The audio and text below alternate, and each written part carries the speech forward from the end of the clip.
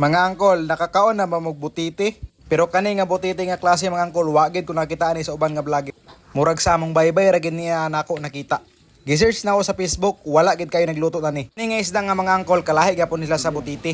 Ug ang yahang panit na ni mga angkol, gihimo siya nga decoration sa panimalay. Ako niya siyang gihiwa dani, gisiparit nako yahang panit. Gitarong ginako nga dili magisi.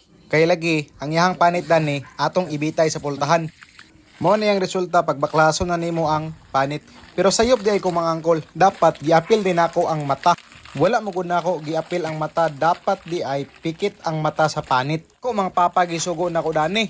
Pero gikapoy man siya, munang ako na lang dani nagbirada.